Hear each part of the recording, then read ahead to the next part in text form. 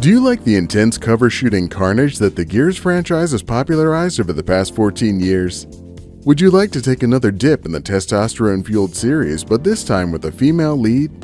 Well, then you're going to want to check out Gears 5. For some reason, let's start with the 5th game of the series and take on the role of one of the many extra stout COG soldiers as we attempt to launch the Hammer of Dawn satellite. Blast apart and cut through numerous humanoid enemies called Swarm as they haphazardly charge at you with the same weapons everyone else uses. Use the power of conveniently placed waist-high cover to fill your enemies with holes while keeping your helmet-free head safe and sound. Make your way through locked doors with your cool robot friend named Dave. Then watch him die horribly only to be replaced moments later by a much cooler robot friend named Jack. Now you can officially lock in the role of Kate, the only normal-shaped human in this military outfit, and finally enjoy the magic of Swarm hallucinations. Venture through 2 chapters of trying to understand why she's so into these body-snatching ground monsters until you can get back into the only other task in the game, launching more Hammer of Dawn space death beams.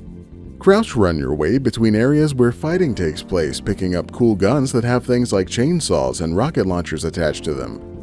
Use them against a variety of aggressive enemies, some of which will jump on your face and murder you faster than Cliffy B's studio shutdown. Explore the all-new wide-open hub areas in this physics-defying parachute sled vehicle to help unlock new powers for Jack. Now you can make him do helpful things like blind and freeze people or take over mechanical enemies to fight for you. You can even have a third player take direct control of Jack to provide the bare minimum of contribution to your progress in the game.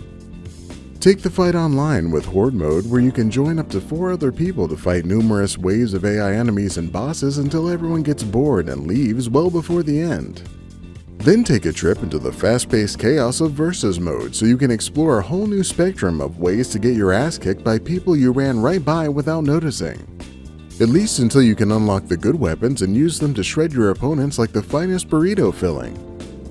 Gears 5, cover-shooting gunslinging action just acceptable enough to keep anyone from raising their expectations for the franchise. You have to wonder why they dropped the of war from the game title when Gears 5 is in fact almost entirely about war. It would be weird if it wasn't at this point. It's always been about war.